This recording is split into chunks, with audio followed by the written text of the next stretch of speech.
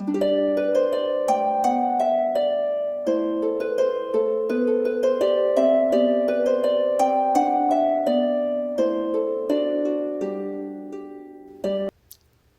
friends, and welcome to my channel, or welcome back. My name is Elise, and this is my mystical bookshelf. And today I have video number 4 in my Sarah Dessen, what? I don't even know what that would mean. Sarah Dessen rereadathon. And today I have Just Listen. And I just finished this last night, actually. And I was 15 pages from finishing it, and it felt so good to finally finish it, because this is a longer book from Sarah. This is 371 pages.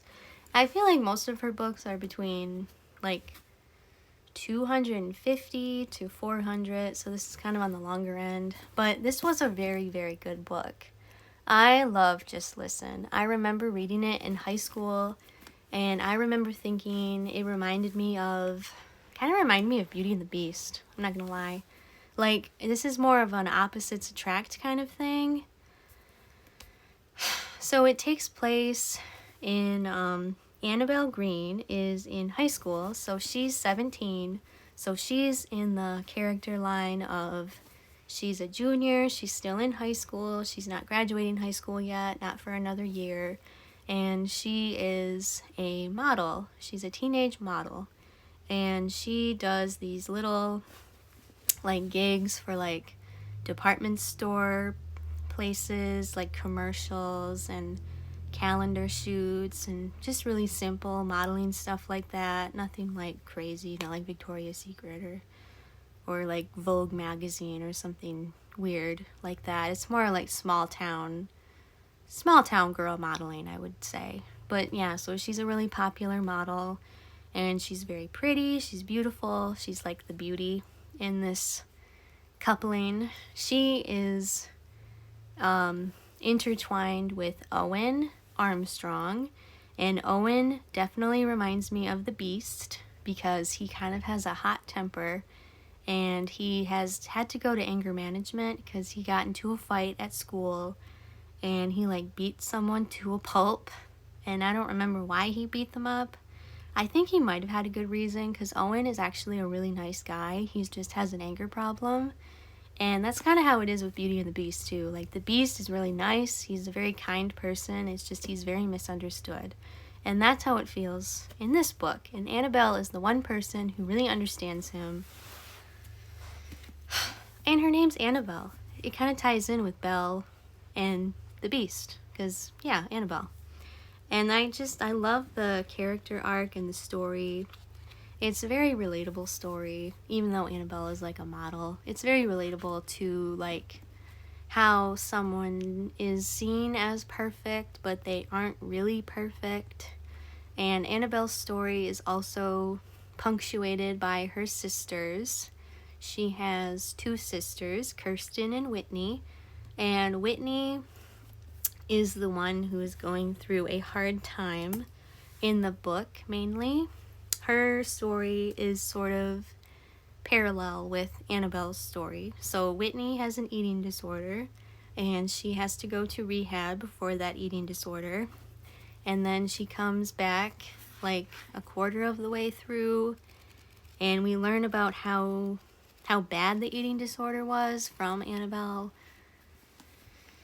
Like, Annabelle walked in on Whitney, and when she was like passed out and she was super skinny, and this was before anyone really knew there was anything wrong. And all of her sisters sort of model. Like, Kirsten was the first one to do it. Kirsten is the oldest sister, and Kirsten is very outgoing, she's very talkative, she's very outspoken. And Whitney is her opposite, basically. Whitney is very quiet, she's very like, keeps to herself. She doesn't really say a whole lot, or if she does, it's very profound. And she's the type of person who isn't going to talk unless she has something really important to say. And then Annabelle is the youngest sister, but she's kind of in the middle. She doesn't really have a super strong personality. She's not very outgoing like Kirsten. She's not very introspective and like brooding like Whitney. She's kind of like trying to make a name for herself in between her sister's dynamics. I actually thought it was interesting that Annabelle is the youngest. I feel like Annabelle gives more middle child vibes, whereas Whitney kind of gives not younger sister vibes, but it just would be more fitting if Whitney... It would be more fitting if Whitney was the oldest and Kirsten was in the middle, because Whitney gives, like, definitely older sister vibes, but Annabelle gives more middle child vibes to me for some reason, even though she's the baby of the family. But, yeah. So those are her sisters, and we learn about Whitney's eating disorder gradually through the retellings of Annabelle. And we also learn about Annabelle's own tragedy, because Annabelle, I think she got raped. That is something that is implied. It's not like explicitly stated. It is implied that she got raped by her best friend's boyfriend, Will. And then Sophie, that's her best friend in the beginning of the book. And Sophie is like the classic mean girl. She is very mean, very rude. She's very snotty. I don't like Sophie very much, and she victim blames Annabelle for getting raped by her boyfriend, which is something that I really, really don't like, because why are we victim blaming people all the time? I really hate that. It's not Annabelle's fault that she was raped. So yeah, that's why her and Sophie are no longer friends, because her boyfriend is a POS, and Sophie like blames Annabelle for some reason, and like is really mean to her throughout the whole book. And that is one point of contention for me, because Sophie is supposed to be Annabelle's best friend, but then she kind of just throws her to the wayside and sticks with Will for whatever reason. And it sounds like Will has a pattern of doing this to her friends, which is also very concerning. I don't know why Sophie is with him, and I don't know why she defends him so much, because he really is a POS. You don't see him a whole bunch in the book, but he is definitely a very scummy scumbag. And, like, that's a real big point of contention in the book for me, is that Sophie is not a girl's girl. She doesn't stick up for Annabelle. She doesn't really stick up for anybody. She's kind of always catty and always pins girls against each other. And so, yeah, that's why Annabelle and her have a falling out. And then Emily is Annabelle's replacement for Sophie, basically. And Emily and Annabelle are both models, and they're not really friends. But Emily ends up taking Annabelle's place. So Annabelle, in the beginning of the book, after the aftermath with Sophie, she doesn't really have any friends. And that's how she become friends with Owen, because she ends up sitting with him at lunch. Like, she sits by herself for the most part, but then she becomes friends with Owen. And her and Owen, their relationship is strictly friendship for like almost all of the book, which I thought was kind of cool. And then they end up getting together at like the very, very end, like with the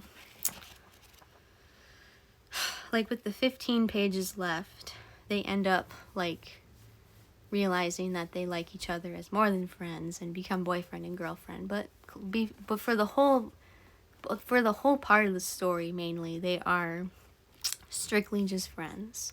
But you can see that they like each other, but they just don't explore that part of their relationship until they've gotten to know each other better. And that is also another thing that I really love about this novel. I like that it is a drawn out friends to lovers type of thing. I think it's just very sweet watching their interactions. I think Owen and Annabelle's relationship is very organic, and it is really sweet to see them like come together as more than friends towards the end. And it's also really cool because Owen is really there for Annabelle. He listens to her, he makes her feel heard, and he makes her feel like she doesn't have to be perfect and that it's okay to not be perfect. Because another point of contention for Annabelle is dealing with Whitney's eating disorder. and dealing with her mom and how her mom interacts with Annabelle as a result of Whitney's eating disorder, because Whitney is not a model anymore because of the eating disorder, because I think that's how it stemmed from. It stemmed from modeling for Whitney, like wanting to be perfect and wanting to be skinny. And so Annabelle is kind of in modeling to please her mom, even though she really doesn't want to be. And it's kind of going through Annabelle's character and how she comes to terms with the fact that it's okay to not want to be something that someone else wants you to be. Like, she ends up coming clean to her mom in the end, and she thinks her mom won't be okay with it because her mom was kind of fragile during Whitney's eating disorder time, and her mom was also fragile because of the death of her own mom. And Annabelle thinks that her mom won't be able to handle it because Annabelle noticed that after her grandma died, her mom had gotten depressed, and the one thing that pulled her mom out of depression, I think her mom's name is Grace. Yeah, that sounds familiar.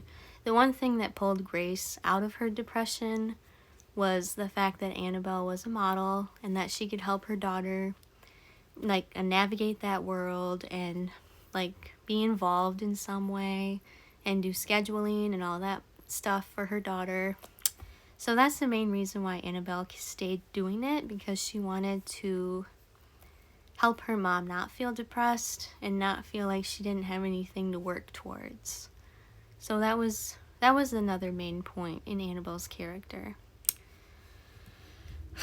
And then another character arc that Annabelle has is speaking her mind, because Annabelle doesn't really tell anybody how she feels except for Owen. She's really open with Owen, but she's not really open with anyone else.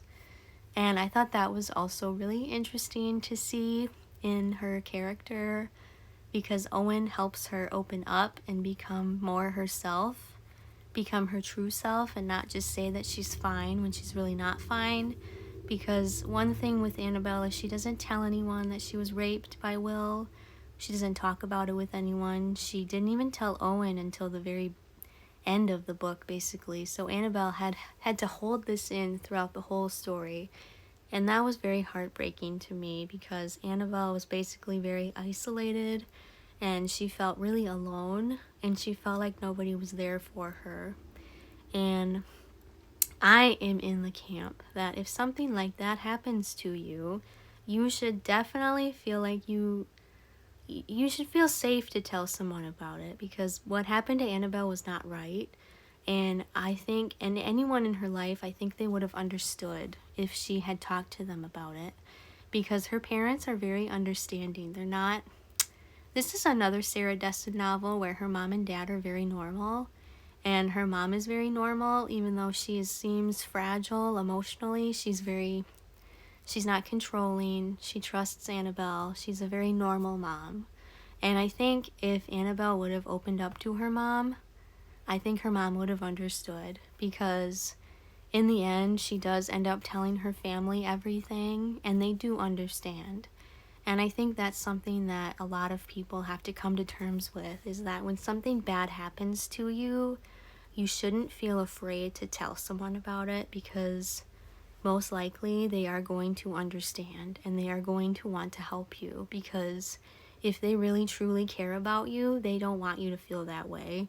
And that's what Owen ends up telling her too, because Owen is the first person that Annabelle tells this secret to, and he is very understanding. He says he is sorry that she had gone through that, and she really appreciates that he tells her exactly what she needs to hear and how he feels about it. And I think that's the main point of the story, is that if something bad happens, it is okay to tell someone about it, because if they really truly care about you, they're not going to want you to feel that way. They're going to want you to come to them and come to them for help. And that is the one thing that I love about Just Listen. I also like that it's called Just Listen, because sometimes all anybody needs is someone to just listen to them. They don't need any useless filler words. They don't need to hear "I'm sorry that happened to you" if you don't really mean it. They just need you to listen to them and to hear them out. And that is one of the best parts of this book to me, is that Owen is there to just listen, like, most of the time. And the one thing I love about Owen's character too is that he is really brutally honest, and that is something that inspires Annabelle to be honest with herself and to be honest with other people. Because what Owen learned in anger management, he learned how to communicate with people. And that was really cool to see that someone like him, who mainly used brute force and, like, he said he had a word for it. Inflammatory language. Like, someone who uses inflammatory language like that, he learned how to communicate better because of anger management. And it made him a better person. And it made Annabelle a better person to be friends with him. And that's what I loved about this book the most, is their relationship and how they both became better people from getting to know each other and being friends with one another. And yeah, so this is definitely, I don't remember what I rated it when I first read it, but I would totally rate this a 5 out of 5 stars. It was really good. It was sort of on the heavier end of Sarah Dessen's novels because it has to do with eating disorders and anger management stuff and rape, sexual assault, that kind of stuff. But it is sort of lighthearted. There are certain parts that are more lighthearted than others, but this book is definitely on the heavier spectrum of Sarah Dessen's novels, but it's definitely one that's worth reading and worth picking up. And if you haven't read this one, I would totally recommend it. But like I said, there are those heavier topics, so if those are anything that bother you in particular, then I don't recommend reading it. But yeah, if you don't have any problems with those, I would totally recommend reading this. This is definitely one of my favorite Sarah Dessen novels, and I'm really glad that I reread it and that it still holds up to the image I had of it in my mind. So yeah, thank you for listening, and thank you for subscribing and liking and commenting, and I would love to know your thoughts down below as well. And if you have a favorite Sarah Dessen novel, I would love to hear your thoughts about it and what you think about it. And maybe you can tier rank the Sarah Dessen novels you read in your own comment down below, and we can talk about it. But yeah, so that's my 4th video in this series. So thank you for watching, and I will see you in the next video. Goodbye, friends!